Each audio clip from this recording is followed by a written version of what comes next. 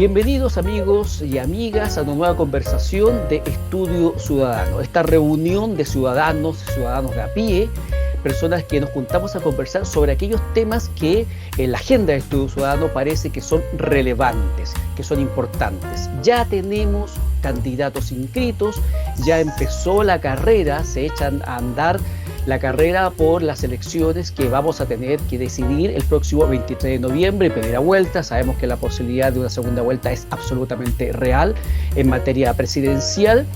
Y para llegar a esa época bien informado, entonces tenemos que empezar a tratar las diversas materias que serán parte del debate. Materias que algunos candidatos antes de la inscripción incluso ya habían esbozado, muchos han dado sus ideas en algunas materias.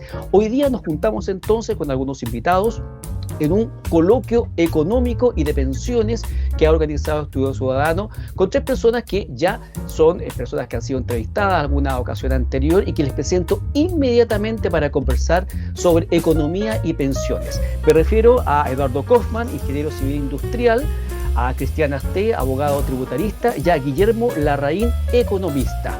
Bienvenidos caballeros a este coloquio de economía y pensiones de Estudio Ciudadano. ¿Cómo están? Muy bien, Alejandro, gracias. ¿Y tú? Gracias, Feliz, Alejandro, por la invitación. Gracias, Bien, gracias. Guillermo, Cristian, Eduardo, gracias a los tres por aceptar esta invitación. Yo sé que a ustedes los mueve mucho este interés de poder llegar a la ciudadanía con vuestra experiencia, con vuestro conocimiento en distintas materias y que entonces los electores, cuando vamos ahí a esa urna secreta, podamos entonces tomar la mejor decisión para el país. Esto no tiene nada que ver con los intereses a veces mezquinos de algún sector o de alguna persona, sino que el interés es que ustedes, amigos y amigas, tengan la posibilidad de conocer y de reflexionar sobre distintas materias. Tenemos una pequeña agenda armada que vamos a tratar de darle curso a esa agenda y también los temas espontáneos que vayan saliendo dentro de esta conversación. El primer punto, porque vamos a hablar de economía, vamos a hablar de pensiones en términos generales y también de las propuestas de algunos candidatos que ya se conocen. El primer punto es algo que yo como ciudadano a pie también, que yo les comento a ustedes mi vida, ya lo he visto en más de una ocasión en los medios de comunicación. Una nota que ahora la tengo acá en el portal de Cooperativa, que salió en el mes de agosto, durante el mes de agosto, que habla de que las pensiones de las Fuerzas Armadas no son ni comparables con las civiles, ni tampoco un privilegio injusto. ¿Por qué? Porque efectivamente cuando uno compara las pensiones entre un ex uniformado y un civil, se da cuenta, en términos generales, pareciera, aquí estoy solamente redondeando las ideas gruesas, se supone, pareciera que los uniformados tendrían unas pensiones más altas que un pensionado civil. Pero hay algunos que salen en defensa de esta situación porque dicen de que durante la vida laboral, si se puede llamar así, del funcionario de la Fuerza Armada, él no recibe todo el salario, todo el sueldo que debería recibir porque hay una especie de previsión o una especie de guardar para después que hace el Estado respecto de ese funcionario. Entonces, muchos plantean de que no es comparable ni el sistema de pensiones de la Fuerza Armada y de los civiles, y que no correspondería tampoco a hacer este tipo de diferencias porque son bastante distintos. Y para eso entonces hemos invitado a las personas que hoy día me acompañan y quiero partir contigo, Cristian Asté, que yo sé que tú tienes una idea bastante acabada sobre esta materia. Y antes de empezar esta conversación, solamente decir de que acá cada uno de los invitados habla de acuerdo a su experiencia personal y profesional, sin perjuicio del caso específico de Cristian Asté, es de público conocimiento que está vinculado y asesorado en materia legislativa y económica al candidato Sebastián Sichel. Cristian, partamos contigo. ¿Qué opinas tú sobre esta información? ¿Cuál es tu opinión respecto de que si son o no son comparables los sistemas de pensiones de los uniformados con el sistema de pensiones que tenemos el resto de los chilenos? Sí, antes de responder, me gustaría prevenir que no he dado asesoría legislativa, sino que participo en el comité económico que lidera Gabriela Clivio, y antes presidía a Esteban Llabresi y ahora Patricio Rojas. Soy un miembro más de varios que está ayudando a estudiar el tema tributario en particular.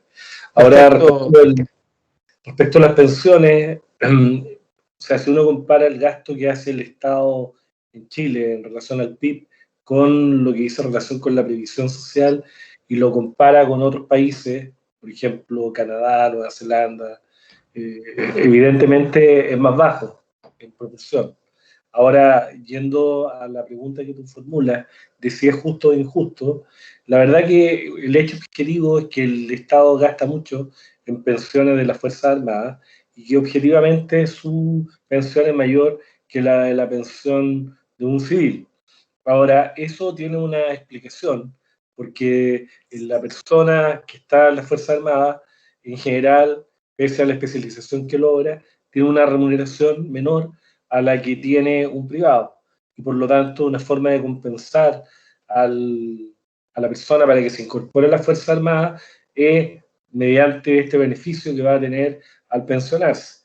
O sea, no es un dato menor, porque las personas que son militares o que ejercen las Fuerzas Armadas tienen una edad X que se jubilan, que es relativamente joven, y donde la pensión no es baja, pero es un incentivo que existe para que la gente pueda incorporarse a las Fuerzas Armadas. De lo contrario, si tienen sueldos bajos comparativamente a lo que es el sueldo privado, no hay ningún otro estímulo de desarrollar una vida militar. Entonces, es lógico que tengan un sistema diferenciado. Ahora, en general, existen sistemas diferenciados de previsión para las Fuerzas Armadas que son distintos al ciudadano común. Ahora, indudablemente que a la gente le complica tener pensiones malas, pero eso no tiene mucho que ver con que los otros tengan pensiones que sean buenas. Lo lógico es que todos nivelemos hacia arriba y no que los militares dejen de tener las pensiones buenas que actualmente tienen. Yo creo que ahí hay que centrar el foco en cómo hacer para que la gente que está en el sector privado pueda mejorar radicalmente sus pensiones. Y ahí la función, yo creo, del Estado es garantizar una pensión básica universal que sea subsidiaria por el Estado, subsidiada por el Estado, para aquellas economías más vulnerables, los deciles más, hasta el quinto decil, la gente que es más precaria, que ahorró poco, que tuvo lagunas previsionales, etcétera, de mejorarla. Yo creo que ahí está el foco y abrir la competencia para que distintos actores puedan intervenir y que la gente pueda decidir en qué entidad confía que le pueda administrar sus recursos que ha ahorrado durante el tiempo que ha trabajado. Entonces, si tú me preguntas en lo particular si me molesta que las Fuerzas Armadas tengan una pensión que objetivamente es más alta que los privados, la verdad que no me molesta. Yo entiendo que obedece a una razón histórica, una razón de contexto y además a una razón empírica de que los uniformados tienen rentas menores a la de los privados en general, calificados más o menos equivalentes. Si queremos integrar a la Fuerza Armada a la mejor gente, tenemos que establecer beneficios y uno de ellos es este específico efectivamente existe y que para mucha gente significa una discriminación odiosa porque ven que los uniformados tienen una pensión mucho mayor a la que ellos tienen. Antes de pasar a darle la palabra a Guillermo, una pregunta cortita de algo que acabas de mencionar. Pensiones básicas mínimas. ¿De cuándo estamos hablando hoy día, a precio de hoy día? ¿Tienes alguna proyección al respecto que nos pueda aportar? No tengo una proyección, pero yo creo que hay un ingreso mínimo que más o menos está como en 325.000 pesos fracción, ahí me pueden corregir, pero claro. Yo creo que lo que pasa es que el Estado no solo tiene que traducir en un beneficio tangible que es con una mayor pensión a la gente más precaria, sino mejorar la ayuda a estas personas, porque evidentemente cuando uno se hace más viejo, se hace más vulnerable a las enfermedades, se hace más adicto a los médicos, necesita atención hospitalaria, necesita atención de medicamentos, y entonces hay mucha plata que se gasta en medicamentos, en farmacia, etcétera, y que la gente a veces no tiene la capacidad de poder destinar esos flujos a esos consumos y los posterga en perjuicio de su propia salud y hasta de su sobrevivencia. O sea, no sería solamente un problema de remuneración o de pensión, sino que también de todo un apoyo de otro tipo, ¿ah? En Claro, materia de seguridad social y de salud y en fin. es lo que Bien, yo creo, vamos, no es solo mejorarle el ingreso, el flujo, que evidentemente hay que la mejorar transferencia. la transferencia, sino que además generar toda una red de apoyo a estas personas que además a veces sufren la soledad, las enfermedades, etcétera. Claro, claro. La vejez es otro tremendo tema que Es un tenemos que seguir tremendo tema. tratando. Claro. Guillermo, ¿qué te parece? ¿Es justo o no es justo este sistema, que haya diferencia entre el sistema de las Fuerzas Armadas y el sistema de pensiones que tenemos el resto de los chilenos? Mira, yo creo que es sintomático que en la reforma de 1980 las Fuerzas Armadas hayan sido las únicas que mantuvieron el sistema de reparto, y a todo el resto de los chilenos básicamente o se los indujo o se los traspasó al sistema de capitalización individual, salvo quienes efectivamente no quisieron, se quedaron en el sistema antiguo, y es un sistema que está muriendo. Y es sintomático porque el problema que tienen uno de los problemas que tienen los sistemas de reparto en el mundo es que son muy vulnerables a la captura política. Entonces los grupos de mayor poder adquieren para sí beneficios más grandes, y eso yo he trabajado en muchas reformas de pensión en el mundo, y pasa regularmente que los profesores tienen pensiones que son mejores que las del resto, los funcionarios de los tribunales. En Chile todo el mundo tiene el mismo sistema, salvo las Fuerzas Armadas. ¿Y por qué? Bueno, porque al momento de la reforma eran el grupo más poderoso, y yo creo que ahí hay que mirar eso tal cual como es nomás. Entonces hoy día, ¿qué tienen ahí acaban yo estaba tratando de buscar los números, y la verdad es que no hay números que uno pueda decir exactamente cuánto es lo que están sacando las Fuerzas Armadas. Hay unas cosas que aparecen ahí en YouTube, que son, bueno, en YouTube, digo, en Google, que son poco creíbles, pero yo diría que son que respecto del gasto total del Estado en pensiones a las Fuerzas Armadas es un poquitito menor hoy día de lo que se gasta en todo el pilar solidario para el sector civil. Estamos hablando de una cantidad muy chiquitita de personas que reciben una cantidad de recursos del Estado para su pensión que es bastante, en el per cápita, bastante más alto que lo que se destina al sector civil. Yo creo que efectivamente hay una desproporción que es impresionante. Hay desproporción también en las edades de jubilación, ¿no es cierto? Las mujeres se jubilan a los 60 y a los 65 en el sistema civil. En las Fuerzas Armadas básicamente son 20 años de servicio para obtener una pensión completa. En general, en los países que tienen sistemas de reparto, la edad o los años de servicio para alcanzar la pensión plena es 40, 42 años. Acá se están llegando a los 20.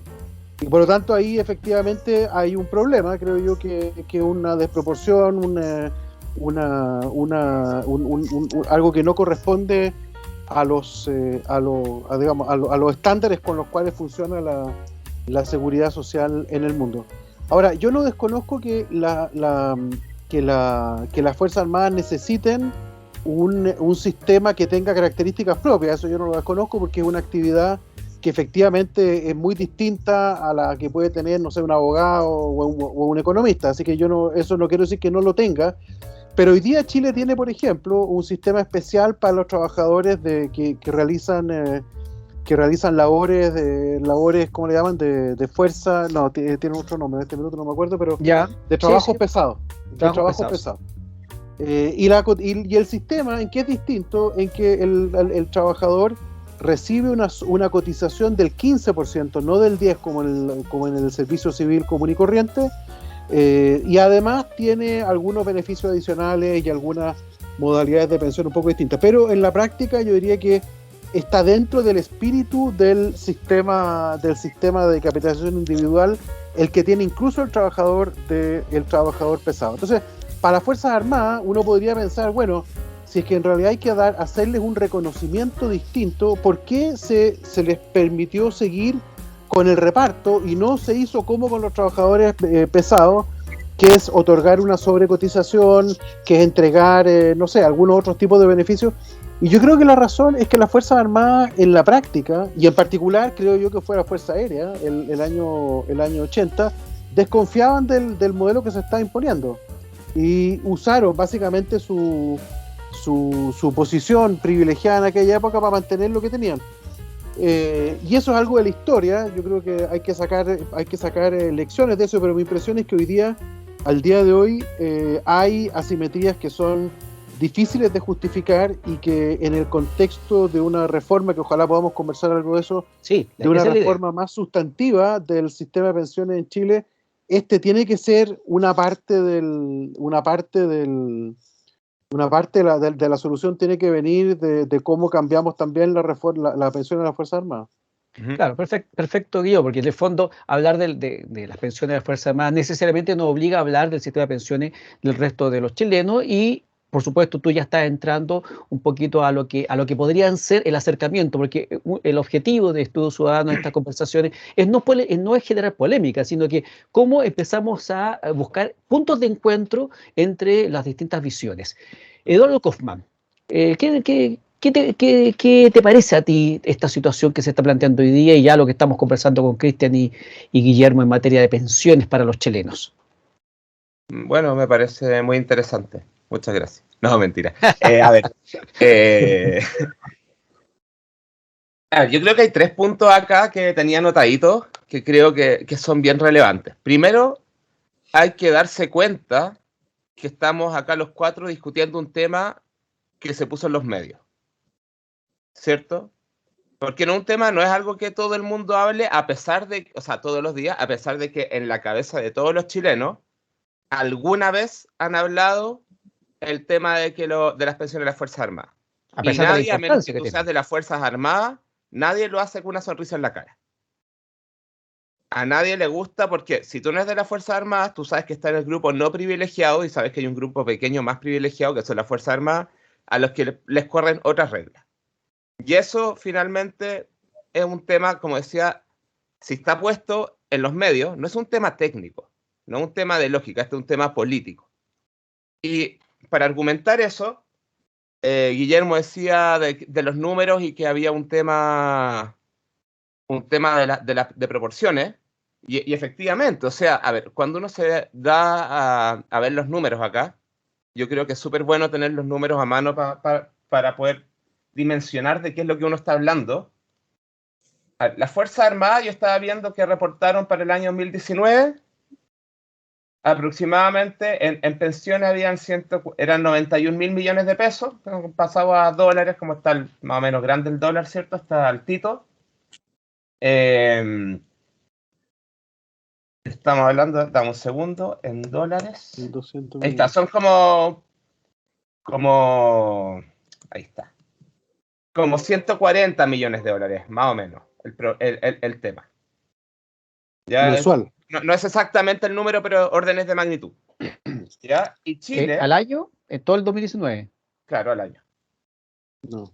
Y en Chile se gasta en el sistema de pensiones público, que es todo, digamos, incluyendo esto, más el pilar solidario, más los otros, los jubilados del sistema antiguo, etcétera.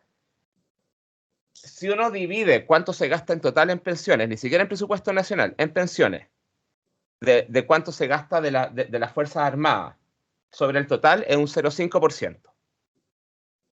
¿Ya? Si es que, en el peor de los casos, si me comí un 0, que es el peor error matemático, y fuera más, sería un 5%. 50 no es, eso lo tenemos claro. Así es que la estimación debe ser entre un 0,5 y un 5, asumiendo que hay un error acá de tecleo. Entonces estamos hablando de un tema que no es central en las pensiones, para nada, o sea, es completamente marginal desde el punto de vista del sistema de pensiones, que es lo que pasa o no pasa con los militares. Y incluso si uno le quitara todas las pensiones a los militares y los dejara en 0 y se repartiera entre toda la gente del pilar solidario, ese aumento serían 700 pesos. O sea, es como cuando se dice que le repartan las ganancias de la AFP también a los Exacto, pensionados. exacto. O sea, al final uno tiene que ponerse con órdenes de magnitud. Entonces, este es un tema, no es técnico, es un tema de sensibilidades, de sensaciones. Entonces, hay muchas generaciones más jóvenes especialmente que lo único que conocen de las Fuerzas Armadas y lo único que le han visto actuar en Chile fue para represión durante toda la época de la dictadura de Pinochet. Eso es algo que la mayoría de la gente más joven que no tiene recuerdo, eso es lo único que sabe del actuar de la Fuerza Armada, y lo otro que lo vemos hacer es la paramilitar. Entonces, yo no estoy diciendo que no se lo merezcan para nada, yo no lo sé, no podría hacer el juicio de valor porque la verdad en mi familia no tenemos militares, entonces tengo muy poco contacto. Las personas que he conocido del mundo militar son iguales a uno al final, ni mejores ni peores. Y por lo tanto pensar que porque están haciendo una labor tal vez más difícil o que merecen una compensación porque su salario es más bajo que el de mercado, bueno, o sea, cada uno elige la profesión que quiere, o sea, deberíamos pagarle un súper bueno entonces a todos los profesores porque por hacer un bien a la nación están recibiendo un salario menor al que tal vez da sus capacidades intelectuales porque paga mal. A mí no me parece el argumento de tener que compensar un salario con otros beneficios que además ya se tienen mucho, porque eso no pasa para todos los grupos sociales. Yo fui durante muchos años funcionario público, tenía un salario para el tipo de paga que hacía, que era más bajo que el de mercado, tenía otros beneficios, que era, por ejemplo, que un horario donde después de cierto horario no te molestaban más, cosa que en el mundo privado no pasa, y te pueden llamar a las 3 de la mañana. ¿Cierto? Ahora con el teletrabajo, peor aún. Claro, ahora como que ya no hay horario de inicio y término de la pega con el teletrabajo, como todo el rato. Entonces tenía esos beneficios, pero en ningún momento yo pensé que era necesario o sentí que fuera necesario que por ser el funcionario público nos tuvieran que pagar a través de otro tipo de compensación, tal vez como pagarnos más cara al ISAPRE o tener un FONASA 2.0 para los funcionarios públicos, que con todas las clínicas privadas, o que nos den una pensión con bono forever. ¿Por qué? O sea, los funcionarios, no todos los funcionarios públicos son tratados iguales. O sea, ¿por qué los militares deberían tener un trato y los otros funcionarios civiles deberían tener otro? No me parece. O sea, pero independiente de eso, yo, como decía, no es un tema técnico, no es cuánto más ganen o cuánto menos ganen, porque en términos gruesos de lo que importa para el presupuesto nacional es un pelo en la sopa. Y aunque ese pelo de la sopa se repartiera entre todos los platos, a todos les tocaría un pedacito de pelo de la sopa. Así es que no es el tema numérico, el tema acá de por qué está en la palestra, porque tampoco tiene que ver con mejorar las pensiones, porque aunque hablemos mucho del tema militar, que lo dupliquemos o los llevemos a cero, las pensiones no cambian en 700 pesos. Y el que quiera replicar los números se mete a la ley de presupuesto, copia y pega las celdas del presupuesto anual y va a llegar a un número más o menos parecido al mío. Es que no me lo creo. Espero que lo hagan los que le interesen. Sí, yo te sigo. Abramos entonces. Para terminar el punto, ¿sí? Lo que genera acá es una sensación, como decía, donde mucha gente no ha visto a las fuerzas militares haciendo, a menos que uno sea, digamos, que diga que salvaron Chile, qué sé yo, ahí cada uno sigue con su pensamiento particular, pero la mayoría lo único que sabe que hacen los militares es, y de las pocas cosas que saben, es que estuvieron durante la dictadura y que además se jubilan jóvenes y que tienen una superpensión. Entonces, se genera un sentimiento de rabia, que me imagino que es lo que hace, porque uno podría decir que el estallido social tal vez fue planificado y qué sé yo, pero no se pudieron planificar el millón de personas que estuvieron por lo menos un domingo en Plaza Italia. Porque así como hay matices. Exacto, así como hay cosas que son de sensibilidades, yo creo que el tema de tener ciertos grupos privilegiados en Chile, independiente de cuáles sean, y que no se le apliquen las mismas reglas que al resto, hace que sea mucho más difícil avanzar en una sociedad más libertaria. Porque mientras tenga un pueblo, o una sociedad que tiene rabia porque siente que la tratan injustamente, va a haber rabia en todos lados. Va a haber rabia cuando va a comprar la farmacia, va a haber rabia cuando le pasan un parte, va a haber rabia cuando le llega la cuenta de la luz, independiente de que sean cosas racionales y explicables, pero es que al mismo tiempo, al otro lado, pasan históricamente cosas que son irracionales y con una explicación que la verdad es que, aunque sea técnicamente da lo mismo, decía, por los órdenes de magnitud, no genera esa sensación en las personas. Entonces es un tema, yo diría que esto no es tan técnico, no es un tema de cómo se resuelve el sueldo de los militares o de las Fuerzas Armadas, sino que es un tema de que la gente sigue viendo cosas que hacen que se sienta que le están pasando por encima, de alguna manera. No Esa es mi opinión. En muchos otros casos también, lamentablemente, los escándalos de manejo de dinero, precisamente en Fuerzas Armadas, Carabineros, ahora mismo las imputaciones al ex director de la Policía de Investigaciones, a la ex subsecretaria de Justicia, la señora Blanco, en fin, o sea, efectivamente, para todos lados uno puede ver de repente que hay noticias que no son muy buenas, que a uno lo irritan, porque dice, bueno, parece que hay personas que se aprovechan de su posición, de su situación. En fin, me estaba acordando Disculpa, todo hay delante un cuando último punto. ¿sí? Que respecto al argumento cristiano, que técnicamente es correcto. O sea, tú puedes pagar un salario más bajo y compensar eso con pensiones. O sea, con una técnica que se llama el valor presente, y se puede hacer una comparativa y puede que te quede igual. Pero el 99% de las personas no puede hacer esa comparativa, porque no tiene las herramientas, no conoce las herramientas económicas para poder hacer esa comparativa de dinero en el tiempo. Entonces, lo único que ve es que en la parte pensiones, si llega a lo que pasa en la parte salario, ellos ganan más. Claro. Y hasta ahí llega el análisis. Hay percepciones. Hasta ahí llega. Nadie hace el análisis de, pero ¿cuál es el salario de mercado? Entonces llevamos este valor presente, porque y llegan más o menos al mismo número. Entonces, creo que si bien es técnicamente correcta, no creo que resuelva el problema de la rabia que sienten las personas por estos tratos injustos. Exacto. Bien, demos entonces la posibilidad de que Cristian, Guillermo especialmente, puedan, digamos, retrucar algunas cosas o redondear algunas ideas en esta primera segmento del programa. Y ya para el segundo, yo quisiera entonces que tocáramos algunos puntos que ustedes mismos han mencionado. Yo aquí tengo notado, por ejemplo, algunas preguntas vinculadas con las cuestiones que ustedes mismos han dicho. Partamos contigo, Cristian, entonces, ¿algo que decir respecto a esta primera ronda de conversación? ¿Algo que precisar? Sí, tal como yo expresé, un hecho objetivo que tienen pensiones mayores las que el sector privado. Yo creo que representa un gasto importante para el Estado. El Estado gasta más en lo que es la pensión de Fuerzas Armadas y Pilar Solidario y todo eso que lo que gasta el mundo privado, si lo comparamos en relación al PIB. Ahora, si lo comparamos con otros países, lo que gasta el Estado, lo que hizo en relación con las Fuerzas Armadas y la pensión universal, solidaria, etcétera, es más bajo. Pero puntos del PIB, más o menos el gasto público, que incluye el gasto en Fuerzas Armadas, es 3,7% del PIB. Y el gasto privado es un 2,1%. Por lo tanto, estamos hablando de cifras que son relevantes, las que se gastan. Ahora, hay un hecho objetivo, que la realidad del mundo militar que tienen estas pensiones la podemos cambiar por los derechos adquiridos. Yo concuerdo con lo que dijo Guillermo, en que tenemos que mirar lo que está ocurriendo, lo que ocurre en otros países, y quizá alargar la carrera militar, porque no parece razonable que una persona se jubile a 20 años de carrera funcionaria. Eso no es razonable. Lo lógico es que se jubile con más tiempo.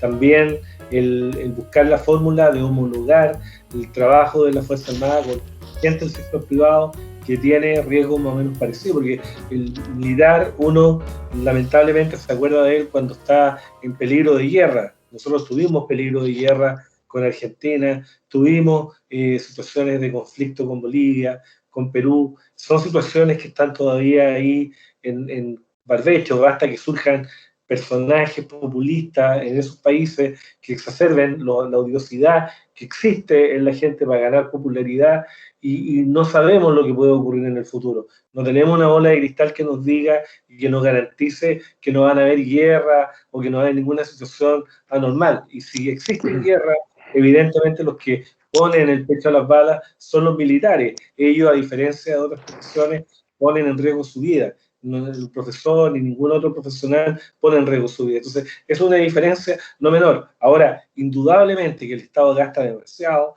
en las Fuerzas Armadas, indudablemente que tiene una mención excesiva en relación a los privados, indudablemente que aprovecharon el poder que tenían en el gobierno militar para perseverar en un régimen previsional mucho más garantista que el resto de los ciudadanos. Esos son hechos objetivos, que no hay ninguna objeción a eso, pero sí tenemos que corregir de aquí para adelante. En lo que decía Guillermo, yo estoy de acuerdo, en ampliar la edad para jubilarse, en hacer homologable la situación de los militares con otras actividades que son más o menos equivalentes, etcétera, pero no perdamos el foco de que las Fuerzas Armadas son necesarias siempre, porque la única forma de garantizar la paz es estar preparado para la guerra, aunque seamos pacifistas, pero es una realidad. Sí, claro. Y en ese sentido, Cristian, respecto de lo que dijo Guillermo, y antes de darle la palabra a Guillermo nuevamente, y entendiendo, por supuesto, el tema de los derechos adquiridos, de que esto tendría que ser gradual, ¿se podría llegar en algún momento, avanzando en esos cambios que tú mismo reconoces que podrían ser, y que ha mencionado Guillermo, ¿se podría llegar definitivamente a un sistema de capitalización individual en las Fuerzas Armadas? ¿Crees tú que eso es posible? Obviamente en largo plazo. Es que yo creo que tenemos que apuntar hacia una cuestión de justicia, donde se reconozca todas estas particularidades de las Fuerzas Armadas, pero que no se haga una diferencia tan abusiva o que genere tanto resquemor en la gente, porque no es razonable, insisto, que una persona a los 50 años esté jubilada y en circunstancias que el resto de la gente sigue trabajando.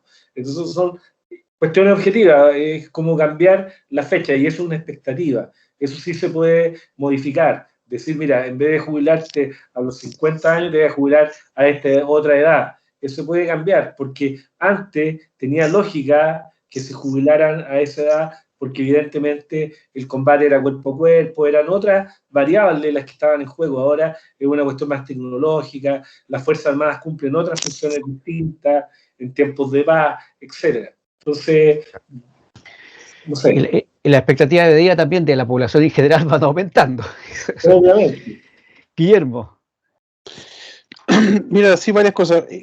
Yo creo que no es un buen argumento decir que, por ejemplo, si uno divide el monto total que se le entrega y eso se reparte entre todo el resto, te aparece un incremento bajo, tal como tú dijiste. Lo mismo ocurre con las utilidades. No es un buen argumento porque, en parte porque es verdad, ¿no es cierto? Pero la rabia tiene que ver con otras cosas, tiene que ver con el desequilibrio simplemente. Que en parte es pensiones, pero que en parte es estas otras cosas que estamos conversando recién. Ahora, yo no estoy seguro que la solución sea, y esto por supuesto que amerita una discusión entre expertos en el área militar. Yo no soy experto en el área militar, yo he trabajado en pensiones en todas partes del mundo, pero siempre en lo civil, nunca en lo militar. Pero me da la impresión que no es necesario extender la carrera militar. En parte porque los generales, que son pocos, los generales que llegan a general llegan ya de edad más o menos avanzada. El general no es una persona que a los 40 años se transforma en general, o sea, realmente lo que llegan en la puntita. Entonces no se trata de engrosar la pirámide jerárquica de las Fuerzas Armadas para resolver el problema, al revés, te lo va a agravar porque tiene que pagarle el sueldo. Yo creo que el problema es que tiene que haber el beneficio excesivo. Es decir, uno debiera sacar una pensión proporcional a los 20 años de carrera que tuvo, pensando que con ese ingreso la persona a los 40, 45 años va a seguir trabajando después. Y entonces a lo mejor lo que sí debieran hacer las Fuerzas Armadas es preocuparse de preparar a su personal en tiempo de paz justamente para que vaya a una reinserción exitosa en el mercado laboral privado, pero no darle una pensión a los 45 años a una persona que la verdad es que podría estar trabajando. Entonces, el punto es, hay que más bien hacer una cosa que quizás es más difícil, que es reducir el beneficio. Y creo que esa cuestión es más complicada, en cierta forma, y promover la inserción. Yo creo que eso sería la forma de hacerlo, pero insisto, yo no soy experto en materia militar. Ahora, respecto sí una discusión sobre el sistema en su conjunto. Yo creo que esto hay que pensarlo en el sistema en su conjunto, porque lo que yo he estado discutiendo en materia de reforma previsional civil es un sistema que mezcle elementos de ahorro individual, de ahorro colectivo y de solidaridad, y solidaridad por dos vías, por presupuesto, pero también con plata interna. Y yo no veo razón para que las Fuerzas Armadas queden al margen de un sistema como ese, ¿no? Que tenga múltiples fuentes de contribución y múltiples fuentes también de financiamiento. Obvio que si el día de mañana hay una guerra, como en todas partes, si hay una guerra, entonces va a haber pensiones especiales para las viudas, para los sobrevivientes, va a haber pensión especial para que gente que quede con discapacidad. Eso ha ocurrido siempre. Entonces yo no veo que sea necesario hacer una compensación previa, que fue un poco el argumento de Cristiano al inicio, por la eventualidad de una guerra. Si algún día tenemos la guerra, es obvio que todo el mundo va a salir a pedir que a esas personas que efectivamente arriesgaron su vida tengan una compensación por lo que hicieron, pero si no hay ninguna probabilidad de guerra, al menos en el muy corto plazo, y es verdad lo que dice Cristian, que hay un riesgo permanente, pero ese riesgo hay que digamos, pagarlo cuando se materialice, no tiene mucho sentido hacerlo antes. Naturalmente las poblaciones en todas partes del mundo, sobre todo cuando son víctimas de una agresión, no tanto cuando uno es el agresor, pero cuando uno es víctima de una agresión, hay naturalmente un sentimiento de agradecimiento a quienes te defienden. Entonces siempre es relativamente fácil, yo creo, dar beneficios a quienes efectivamente, digamos, pusieron en riesgo su vida. Entonces yo creo que yo no veo razón para que las Fuerzas Armadas queden al margen de la discusión global del sistema, que no tiene que ser solo capitalización individual, tiene que ser una cuestión mucho más compleja, y no veo razón para que las Fuerzas Armadas no formen parte de esa misma discusión. Perfecto, o sea, parece que tenemos más coincidencias que discrepancias en relación a ir acercando los modelos, los sistemas con cuidado, con tranquilidad, con mucha y con tacto. especificidad. Si yo no desconozco que no haya especificidades. Por ejemplo, el carabinero de calle. El carabinero de calle, yo creo que es una persona que está ultra mal pagada, el que en realidad arriesga su vida todos los días, y por lo tanto yo creo que ahí a esa persona además viven mal. Entonces yo sugeriría, como parte de la reforma, subirle el sueldo al carabinero, o por último utilizar esos recursos para financiar la capacitación. Estos carabineros que salen a hacer labores de contención de ¿cómo se llama?, de manifestaciones. Fuerzas especiales. Fuerzas especiales, especiales entre comillas, tienen una formación súper baja. Claro, que ese es otro problema que la notado. palabra exacta, Alejandro, es penca. Son gente muy joven que con muy poca preparación los tiran a la cuestión más difícil que hay, que es poder manejar, controlar adecuadamente una masa, que puede ser un partido de fútbol, pero puede ser una manifestación política, donde se requiere mucha preparación y se requiere mucho conocimiento. Yo trataría de meterle más plata a eso, a preparar bien al personal para que hagan bien la pega ahora y no hagan lecera, y cuando haya algún evento que requiera una compensación específica, bueno, discutámoslo ahí. Eduardo, tú planteaste otra arista de la conversación, arista que ha sido tomada por el resto de los invitados. ¿Algo que decir antes de terminar esta primera vuelta? No, o sea, de acuerdo con lo que dice Guillermo, en el sentido de que hay que buscar un nuevo mecanismo para el sistema de pensiones. Y que obviamente lo que corresponde es que todos estemos en él y que tenga mecanismos que sean claros y que sean asociados no a pertenecer a un grupo u a otro, sino que al mérito de la función misma que tú haces. Porque si uno fuese con ese mismo argumento, digamos, tal vez la parte de las Fuerzas Armadas que están destinados, no sé, por los boina negra, no sé, yo no sé cómo digo mucho del mundo militar, que si hay una guerra sean los que más probablemente mueran porque les mandarán las misiones más difíciles, deberían entonces también tener una jubilación más alta que un empleado administrativo, ¿cierto? Que probablemente no va a poner en riesgo su vida si es que está en logística o cosas así. Entonces, efectivamente, tiene que ser encargo en vista de la función que tú haces y al riesgo real que tú vas a percibir si es que se genera algún tipo de premio, y no por pertenecer a una institución u otra. Y una especie de bono de reconocimiento. Claro. Y en ese sentido, Cristian, yo, por si no se hizo notar, pero no tengo nada en contra del mundo militar. O sea, yo estoy súper claro que es necesario y hay que tenerlo. O sea, ojalá todos fuéramos amigos y fuéramos hippie hermanos, pero el mundo real requiere que uno tenga seguridad y defensa. Así que eso principalmente. Perfecto. Estamos conversando en este coloquio de Economía y Pensiones con Eduardo Kaufmann, ingeniero civil industrial, Cristian Asté, abogado tributarista, y Guillermo Larraín, economista, sobre esta situación que es polémica, que se ha dado durante mucho tiempo, pero que parece que poco a poco, conversando con racionalidad y con tranquilidad, existen las posibilidades entonces de que empecemos a avanzar a una homologación para que las pensiones sean más reales de acuerdo a lo que hace cada uno, a las expectativas de vida, a la importancia, a la gravedad o al peligro de la labor, en fin. Guillermo ya dio algunos ejemplos de los trabajadores que hacen actividades pesadas, que tienen una especial cotización. Hay un reconocimiento entonces de que no es lo mismo la labor de un apoyo logístico de una persona, de un militar, un funcionario que tiene que arriesgar su vida día a día, sea en la calle, viendo el tránsito, ante una manifestación o en un estado de sitio o de guerra o peligro externo. Así que me parece que hemos avanzado por lo menos en esta conversación, en esta primera parte de este programa de hoy. Vamos a seguir conversando. Estos días han salido noticias bien interesantes, les adelanto inmediatamente. Algunas declaraciones polémicas de la candidata presidencial Jasna Proboste respecto de la rentabilidad garantizada de las pensiones. Ahí estuvo en la hincha de las cuerdas. Vamos a conversar, vamos a preguntarle a los invitados qué opinan de este tipo de cuestiones, y un informe del Instituto Nacional de Estadística que señala que el 50% de los trabajadores en Chile recibiría 420.000 pesos o menos.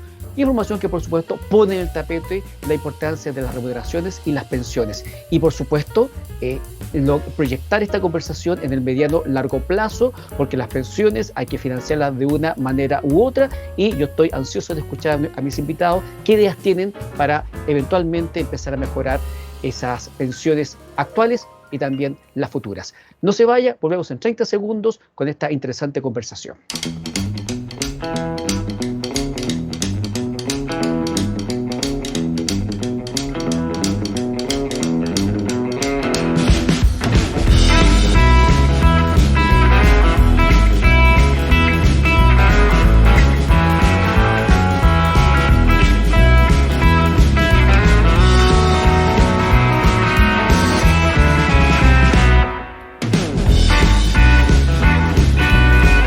Estamos conversando una vez más en Estudio Ciudadano con profesionales que saben de lo que hablan, tienen mucha claridad y nos ayudan entonces a entender una serie de procesos, fenómenos. La economía no es fácil de entender, las cuestiones que son bien elementales y básicas, pero otras son un poquito más complejas. Y por eso hay que conversar distendidamente con la gente que está disponible para hacerlo. Hoy día entonces me acompañan Eduardo Kaufmann, ingeniero civil industrial, Cristian Asté, abogado tributarista, y Guillermo Larraín, economista, para conversar de economía y pensiones.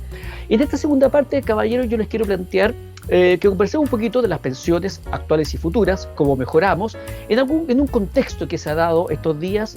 Yo adelanté ahora y lo repito entonces, cuáles son esos contextos. Por ejemplo, la necesidad de que las pensiones o los ahorros previsionales puedan producir, y para eso se requiere rentabilidad.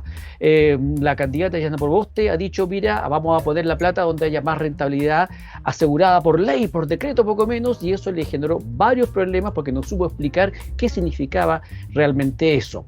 Los problemas de ingresos son reales. Información del Instituto Nacional de Estadística, de una encuesta que acaba de ser publicada, señala que la mitad de los trabajadores en Chile recibe 420.000 pesos o menos, y obviamente a eso hay que ver todo el tema de las cotizaciones, y uno puede pensar, sin ser un gran economista, de que tal vez ese nivel de ingresos no sea suficiente para asegurar buenas pensiones en el largo plazo. En fin, estos son los temas buenos que hoy día están en el tapete, y inmediatamente entonces le doy la palabra a Cristian Asté para que nos cuente un poquito cuáles son sus ideas, cuáles son las ideas quizás del comando de Sebastián Sichel, donde él trabaja, colabora, respecto de cómo mejoramos los ingresos actuales y futuros. Cristian. Mira, en el comando está trabajando una comisión que preside Guillermo Lefort y que está focalizada en el tema de pensión. Yo te puedo comentar, no respecto del comando, sino de lo que se comenta a propósito de este tema, y que existen ciertas coincidencias. Yo creo que todos estamos contentos en que el ahorro que se hace para pensionarse es muy reducido, que hay lagunas previsionales que son significativas, y y eso se traduce que los fondos que la AFP disponen para poder pagar o financiar las pensiones son muy reducidos. La rentabilidad de la AFP dentro de todo está en los márgenes, más allá de los márgenes incluso de rentabilidad que en otros mercados podría tener una inversión. O sea, si tú tenías esa misma plata en un depósito bancario o en un arriendo, es muy difícil que tengas la rentabilidad que logras tener con la AFP. Entonces, el problema principal está en, primero, lo que tú ahorras. ¿Cómo hacer para mejorar lo que uno ahorra? Indudablemente que tiene que haber un porcentaje mayor. El 10% ahora es muy menor y no permite formar el fondo que te permitiría a ti financiar esta pensión. Entonces, hay que apostar hacia allá. Ahora, la discusión es de si ese porcentaje va a la cuenta individual de capitalización o una parte de él va a un fondo solidario o todo va a un fondo solidario.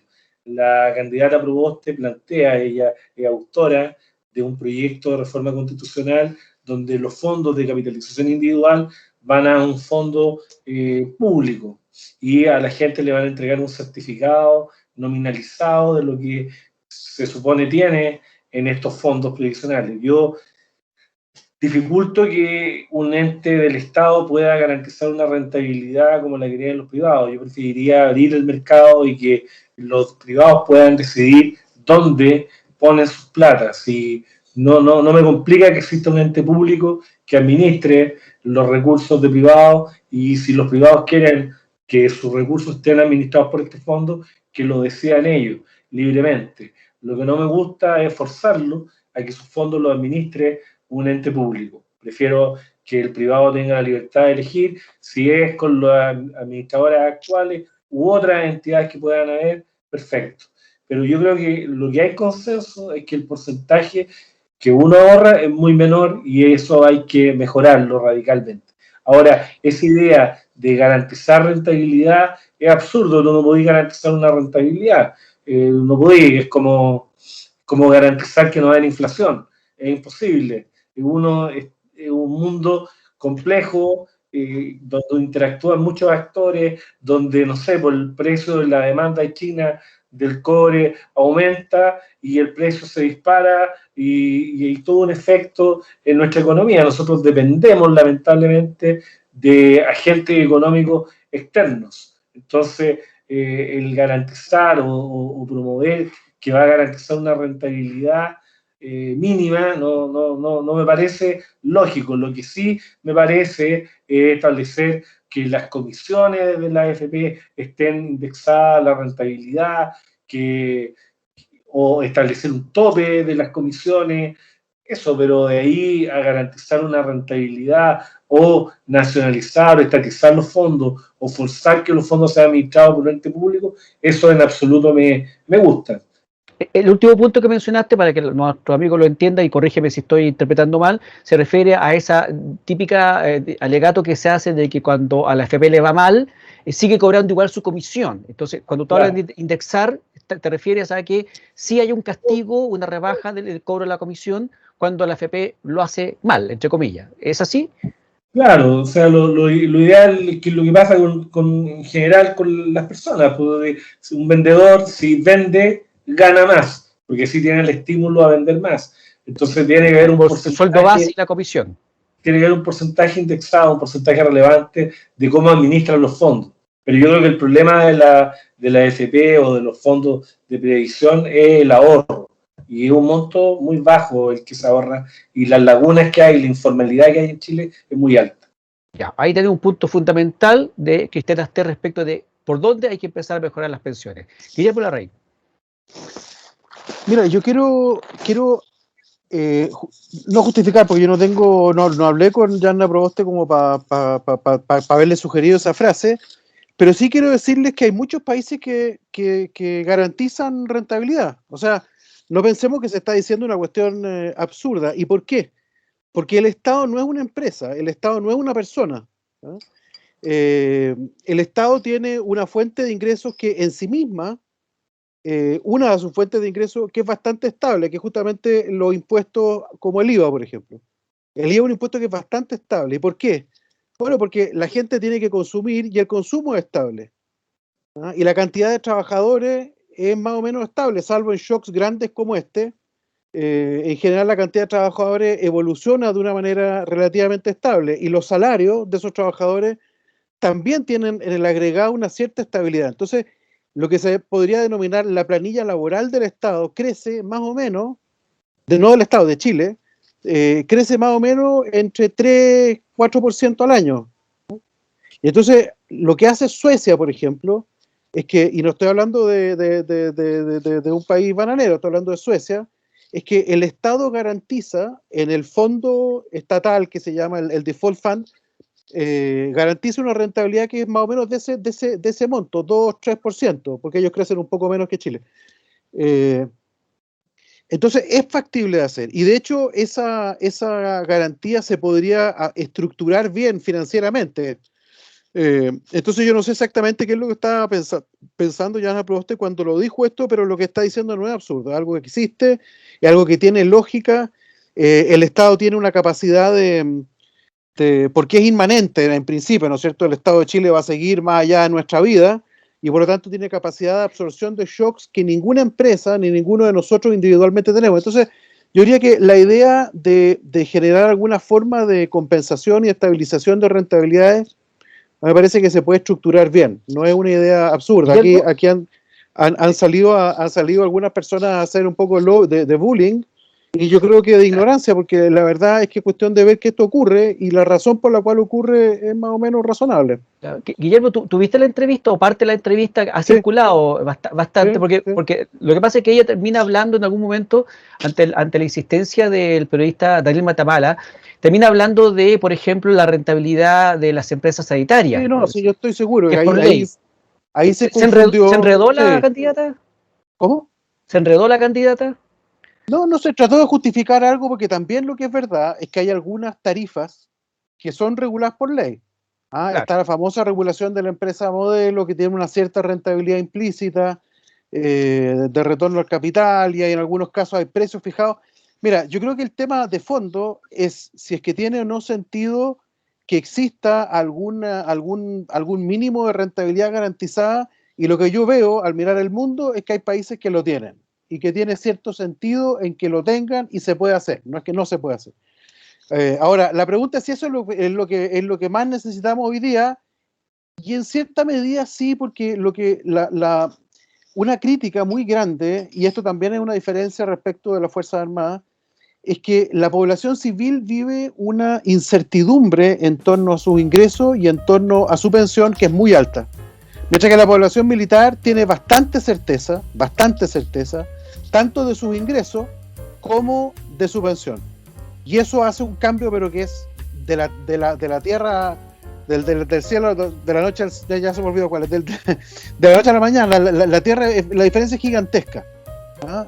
Vivir toda tu vida con la incertidumbre de ingresos versus no vivirla es una cuestión gigantesca. Entonces yo creo que nosotros tendemos a minimizar un poco el efecto de la incertidumbre, y por lo tanto que haya elementos que reduzcan la incertidumbre. La introducción del pilar solidario, por ejemplo, tiene ese efecto, porque te pone un piso mínimo, ¿ya? O sea, más abajo de esto no vas a caer. Eso yo creo que es positivo. Ahora, es demasiado bajo, entonces tenemos que ver cómo le metemos más recursos para que crezca, pero el concepto de que haya un límite inferior, a mí me parece que es absolutamente razonable. Y pensar que un objetivo de rentabilidad pudiera jugar un rol ahí, a mí me parece que es importante. Ahora, ese objetivo de rentabilidad garantizada, evidentemente un privado te va a cobrar el ojo a la cara por esa garantía, ¿no? Porque es ultra riesgoso para un privado hacerlo. Entonces esto solo lo puede hacer el Estado. El Estado no te va a cobrar por eso, porque tiene capacidad de ir a través de los ciclos, pero un privado es increíble, no te lo va a hacer nunca. Entonces yo creo que si es que juega un rol, creo que juega un rol la idea de la reducción de la incertidumbre, y que quien lo puede hacer es el Estado. Los privados no creo que estemos en condiciones de hacerlo. Pero Guillermo, en esa línea, antes de darle la palabra a Eduardo, se ha hablado también de mejorar la competencia, de que entren más actores al mercado previsional, no solamente al FP, parece que es una idea que ha ido ampliándose, pero también se ha hablado también de ampliar los mercados. Sabemos que la FP tiene restricciones, no pueden invertir en cualquier parte, entonces se está planteando alguna idea respecto de que puedan invertir en otros fondos, en otro tipo de negocios que hoy día le resultan vedados. ¿No sería posible tal vez que avanzando en esa línea la creación de riqueza, la inversión sea mucho más equitativa? Yo la verdad que tengo mis dudas si esto solamente lo podría hacer desde el Estado o el Estado, o tú ves la posibilidad de una ampliación de la competencia, que el dinero se puede invertir en otros mercados tal vez más riesgosos y sin perjuicio de la participación del Estado. Yo soy súper partidario de la competencia. Ahora, para que haya más competencia en el mercado de la AFP hay que hacer una cosa que a la AFP no les gusta nada, que es básicamente separar la AFP en dos. Una entidad que en realidad gestione ahorro y otra entidad distinta que es la que gestione básicamente las cuentas y donde están todas las economías de escala. Y eso, por supuesto, que donde se junta toda la economía de escala es en el sistema en su conjunto. Entonces, si tú lo quieres hacer privado, eso tendrías que licitar eso como se hace con la AFC, con la Administradora de Fondos de Cesantía, que haya una entidad licitada que gestione eso, mientras que las AFP van a haber muchas, ¿no es cierto?, administradoras realmente de ahorro y que compran y venden papeles y hacen estrategias de inversión. Yo creo que eso sería bueno, pero los economistas lo que sabemos es que al final la rentabilidad que importa es la rentabilidad del capital. Y el problema, y eso se asocia con la productividad. Entonces, el problema que tenemos en Chile es que las AFP no van a inventar rentabilidad donde no hay. El problema de Chile hoy día es que la rentabilidad del capital se ha desacelerado porque la productividad dejó de crecer. Y dejó de crecer hace 20 años. Ese es el verdadero problema. Entonces las AFP pueden mejorar un poquitito por aquí y por allá. Se pueden hacer mejoras institucionales. Por ejemplo, la idea del ahorro colectivo, la gracia que tenía la propuesta de Bachelet, es que permitía que en los fondos previsionales llegaran a donde las AFP hoy día no pueden llegar. ¿Y por qué? Porque hoy día tú eres libre de cambiarte de la FPA a la FPB. Por lo tanto, la FPA, si es que tú te cambias a la B, va a tener que vender activos que te pertenecían a ti en la FPA, pero que como te estás cambiando a la B, hay que vender. Entonces, la FPA no puede tener activos demasiado ilíquidos. De hecho, las AFP solo pueden tener valores. Mientras que otros fondos de pensiones, típicamente los más exitosos en esto han sido los canadienses, no tienen valores. ¿Qué es lo que tienen? Tienen empresas directamente. Los canadienses que invierten en Chile en agua potable, por ejemplo. En agua potable, han invertido en carreteras, han invertido en un montón de infraestructura. Entonces, esas empresas emiten valores que las compran las AFP, pero los que la administran y los que se llevan la utilidad final son los canadienses. Entonces, la idea de armar ese fondo de ahorro colectivo era permitir que el ahorro previsional pudiera comportarse como el canadiense, porque no iba a ser posible que tú te cambies. Los canadienses no se pueden cambiar. Los profesores de Ontario están en OTPP y no hay vuelta que darle. Por acá sería lo mismo. Los trabajadores tendríamos el fondo de ahorro colectivo, del cual no podríamos salirnos, pero ese fondo de ahorro colectivo podría tener una gobernanza como la de OTPP, que pudiera invertir en cosas como, no sé, la Costanera Norte, en algún minuto les perteneció, y bueno, y se hacen cargo, por supuesto, que con los riesgos, ojo, con los riesgos, claro, pero podrían tener más rentabilidad. Pero parece que le ha resultado, porque el Fondo de Ontario es muy conocido, ha metido mucha plata en Chile y parece que los profesores canadienses están contentos. Eduardo, ¿qué tienes que decir tú respecto de cómo empezamos a mejorar las pensiones, que está vinculado también con los ingresos actuales, porque a mayor ingreso, mayor cotización, aunque no se cambiara el porcentaje de cotización, que también sabemos que es necesario ampliarlo, de tal manera de que podamos tener más ahorro para el mediano y largo plazo? ¿Cuáles son tus ideas generales que has tenido tú en tus reflexiones personales? Sí, claro. A ver, bueno, primero, efectivamente, eso de la rentabilidad garantizada por ley. Bueno, existe lo que se llama las tasas libres de riesgo, o sea, uno puede comprar bonos soberanos que también están garantizados por ley, a menos que el país haya default. Por lo tanto, se puede, pero la tasa libre de riesgo es muy baja. O sea, en Chile estamos hablando que es alrededor del 1,5%. O sea, si lo que me van a asegurar por ley es el bono libre de riesgo, mejor dejo la plata en el banco casi. O sea, no es mucho mejor. En ese sentido, las AFPs que han invertido en valores, como decía Guillermo, efectivamente han sacado una rentabilidad superior, y eso hace que al final lo que uno puso se multiplique por varias veces respecto a lo que hay disponible al final, porque esa es la gracia justamente del sistema de capitalización en el tiempo. Ir hacia un sistema de reparto propiamente tal, que es como lo que se hizo en Argentina. Si alguien quiere ver cómo terminan los sistemas de reparto, que se meta al Clarín, acá al otro lado de la cordillera, y va a ver cómo terminan estos sistemas de reparto. Y no es porque estén mal manejados o porque estén, digamos, mal construidos, es que simplemente los sistemas de reparto son infactibles.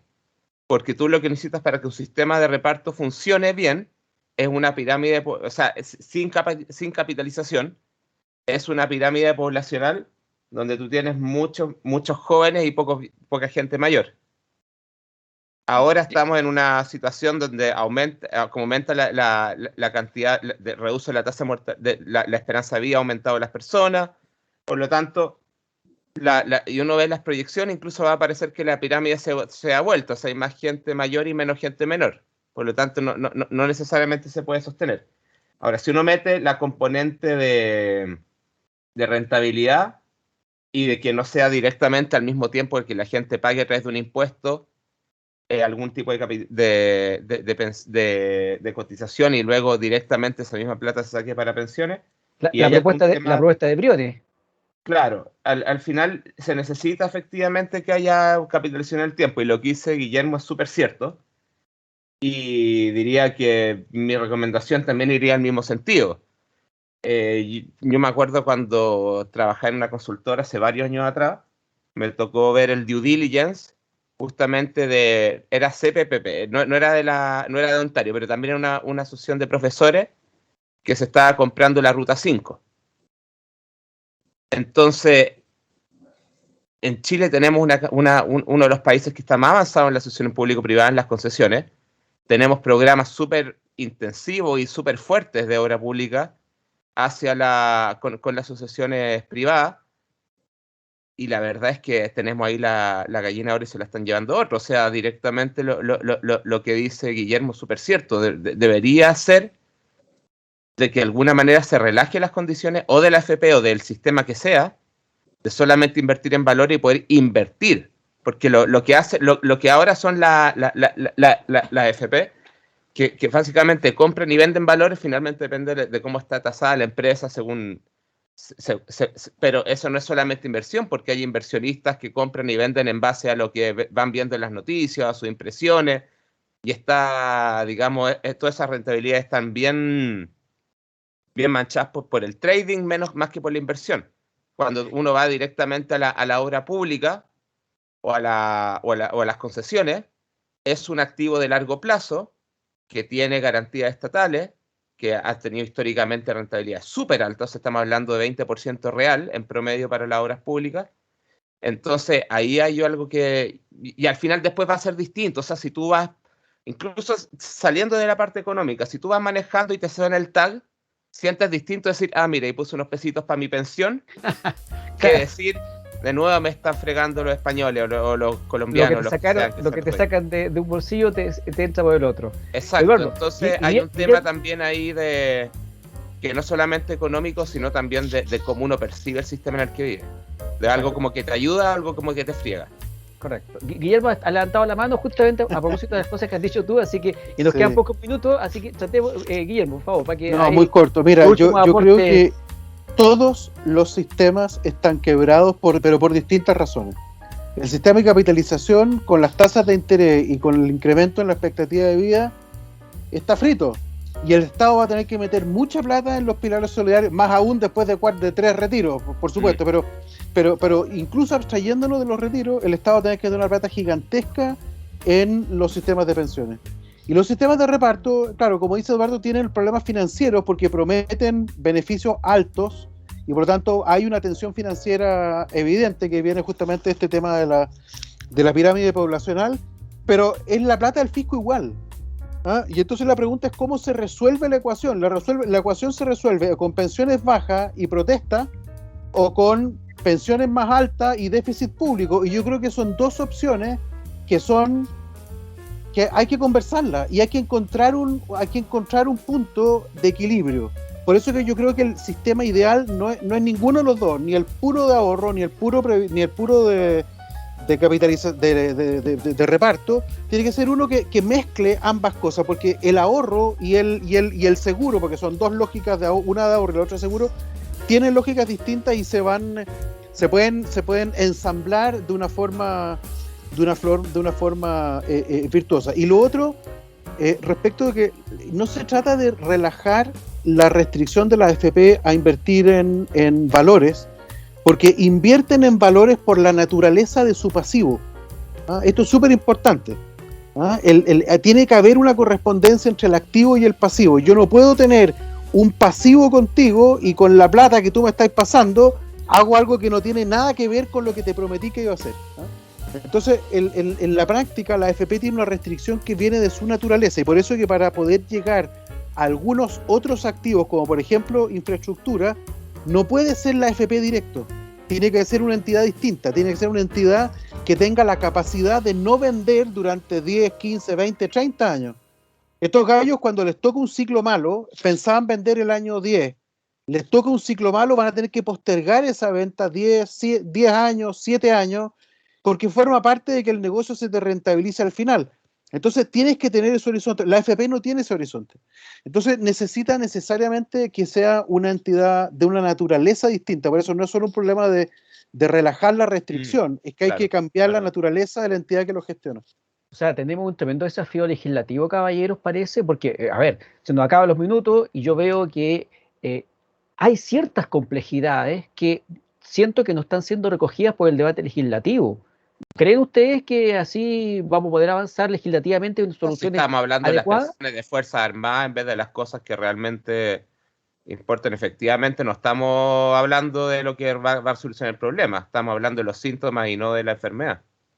Claro. O sea, a mí en lo particular, Alejandro, me preocupa que las soluciones de los congresales, de los congresistas, sean soluciones que no han resuelto el problema, que al revés lo han agravado. Eso de estatizar los fondos previsionales y darle al afiliado un certificado nominalizado es una muy mala idea, que Argentina ya demostró que las pensiones, la plata se la gastó y la gente tiene pensiones malas, que además la inflación se come la pensión, que es el otro factor que perjudica a la gente, la inflación, que es un factor tremendo que tenemos que controlar y que es un impuesto, en el fondo, un impuesto que no beneficia a nadie. No beneficia a nadie, un impuesto que es de lo más gravoso que uno pueda imaginar, porque al final del día te arrebata lo tuyo sin darte ninguna retribución. Al menos con los impuestos tú estás obteniendo una retribución del Estado. En cambio, con la inflación perdí valor del dinero del día a día, y eso es lo que pasa en Argentina, y eso ocurre cuando las instituciones pierden credibilidad. Por eso es tan importante que los actores políticos actúen con inteligencia, que actúen con seriedad y no promuevan proyectos para la galería. Entonces yo creo que aquí estamos contestes en que hay problemas en relación a la predicción, que son problemas que no tienen mucho que ver con Chile, que tienen que ver con la esperanza de vida, que tienen que ver con el ahorro que se ha logrado, que es un ahorro bajo, un 10%, no es un ahorro significativo, con las restricciones del mismo modelo, porque evidentemente las empresas, si tienen que pagar pensiones, tienen que tener activos líquidos para poder realizar y poder cumplir con sus obligaciones. Entonces no es fácil decirle, oye, invierte en tal activo, en tal otro. Por eso hay toda una regulación de cuáles son los activos que tienen que invertir. Por otro lado, están los estados financieros, que tienen que estar bien auditados, y tienen que haber sanciones para las empresas auditoras que auditen mal, porque las empresas invierten en esos activos igual que las clasificadoras de riesgo. Es decir, hay una serie de actores en este mercado que tienen un rol que es relevante. La auditora, las clasificadoras de riesgo, y todas ellas influyen en las inversiones que hacen la AFP, porque una empresa que está clasificada de una forma y que esté mal clasificada va a llevar a que la AFP invierta en activos que no corresponden a la realidad. Entonces, yo creo que aquí hay una solución que va más allá del tema político, un tema transversal, que tenemos que todos ponernos de acuerdo en cuáles son los problemas que tenemos y de qué forma lo han solucionado otros países y cuáles han sido las mejores soluciones. Yo creo que tenemos que replicar modelos que han funcionado. Y creo que para qué inventar la rueda si existen modelos que están funcionando y que podemos replicar. Podemos replicar acá. Pero ¿cuál, Cristian? ¿Cuál está funcionando? No sé, yo creo que en general hay algunos que han funcionado mejor que Chile. No sé, yo imagino que Canadá tiene un modelo que es mejor que Chile, Nueva Zelanda, Australia. Porque además hay otro tema que la otra vez lo conversaba con Alejandro, que el gran problema de la gente que va a pensionarse no es solo la pensión, sino que la persona llega vieja, sola, enferma, y una de las soluciones es, por ejemplo, el darle residencia para el adulto mayor. La AFP podría licitar con el fondo lugares para que la gente pueda vivir su último año de vida a disposición de ellos, a discreción de ellos, y con cargo a los fondos, una parte de los fondos que le quedan, financiar esos lugares, porque al final del día, ¿qué es lo que uno quiere? ¿Por qué uno ahorra? Uno ahorra para cuando uno es viejo, y cuando uno es viejo sabe que va a estar enfermo, que va a tener problemas con la comida y que nadie lo va a ir a ver ni visitar, o muy poca gente lo va a ver. Entonces, si tú le resuelves el problema a través de residencias para adultos mayores, que es para la gente más vulnerable, porque la gente que tiene lucas va a poder ir a los lugares especiales, pero la gente que tiene problemas, ir a lugares integrados donde convive con otra gente, donde tiene médicos, donde tiene gente que se preocupa de su alimentación, que hace alianza con municipios para llevarlo de recreo, de vacaciones a lugares, etcétera. Eso se puede hacer un esfuerzo económico de la AFP, del Estado, para resolver ese problema principal que tiene la gente de cómo enfrenta su vejez. Más allá de la plata, cómo la enfrenta, porque mucha gente tiene plata y en poblaciones llega el nieto, le quita la plata y consume pasta base. Entonces, aquí hay un problema que yo creo es un problema país, que no es una cuestión de si uno es de izquierda, de derecha, de centro, etcétera, sino un problema transversal y que tenemos que abordarlo con inteligencia todo y buscarlo. ¿Cuáles son los problemas? Ya, ok, un problema es el ahorro, ya, mejoremos el ahorro. Luego la administración, ¿cómo hacemos para que la administración sea más eficiente? Y por otro lado, ¿para qué uno junta esta plata? Uno junta esta plata para poder financiar una vejez digna. ¿Estamos con la plata que tenemos? ¿Alcanza a financiar una vejez digna? Yo creo que no. A mucha gente no le alcanza. Entonces, ¿cómo resolvemos ese problema? Una forma, no digo llevar forzadamente a la gente a esos lugares, pero que libremente puedan disponer y decir, ¿sabes qué? Yo me voy a ir a una residencia de adulto mayor donde me van a alimentar, donde voy a tener un lugar para estar, donde voy a tener aplicaciones para ver televisión, donde voy a jugar cartas con gente de mi misma edad, donde si tengo un problema voy a tener enfermera, me se van a preocupar de mi comida, etcétera. Y si parte de lo que yo he ahorrado se destina a financiar eso, perfecto. Yo tengo una parte que sea una alternativa. De suelto. Que sea una alternativa, claro. Caballero, se nos acabó el tiempo. No sé, Guillermo, si quieres 30 segundos decir algo. Eduardo, los últimos segundos para finalizar esta conversación. No, yo creo que hay que seguir conversando esta cuestión porque hay mucho detalle que es importante y que de repente se menciona así como al pasar y que amerita más debate. Así que te agradezco, Alejandro, la posibilidad de haber conversado. Gracias, Eduardo, gracias, Cristian. Y creo que hay que seguirle dando vuelta porque no estamos ni cerca de la solución probablemente. Juntémonos un tiempo más, quizás antes de la elección, antes de la primera vuelta, para analizar en más detalle lo que los candidatos seguramente van a seguir hablando. Hoy día conversamos un poquito de lo que había dicho la candidata Proboste. No alcanzamos a hablar de otras propuestas que se han estado diciendo últimamente. El candidato Boris tiene varias, así que tenemos harto paño que cortar en las próximas semanas y meses, y yo espero poder conversar con ustedes en grupo o individualmente sobre esta y otras materias que han surgido acá y que el tiempo no nos permite seguir conversando. Eduardo, ¿tú querías decir algo al final? ¿Segundos finales? Sí, una cosa cortita, que yo creo que tenemos también que ser acá realistas y que y también ser inteligentes. O sea, cuando un candidato nos diga que como el tema de pensiones está candente, ¿cierto? Todos van a tener alguna propuesta de pensión. Entonces, al que te diga que va a resolver el mundo con las pensiones y que se van a eliminar todos los problemas, hay que ponerle ojo. Hay que De eso entender se acá, ojalá que hayan propuestas realistas, aunque sean las que menos venden, pero hay que ser también honesto con lo que se puede hacer y con lo que no. De eso se trata. El objetivo de esta conversación es que usted, amigo o amiga, escuche, reflexione y cuando vaya a votar, vote por aquello que realmente le parece serio, razonable, no por aquel que le ofrece el oro y el moro y después no se obtiene absolutamente nada. Muchas gracias Eduardo Kaufmann, Cristian Asté y Guillermo Larraín por esta muy interesante conversación que hemos tenido. Los dejo invitados para una próxima ocasión para seguir conversando sobre esta y otras materias. Les agradezco mucho y yo sé que la gente le va a agradecer el tiempo que han dado a esta conversación de presente y de futuro. Nos vemos en el próximo programa, Dios mediante. Muchas gracias. Muchas gracias, Alejandro. Pero volvemos.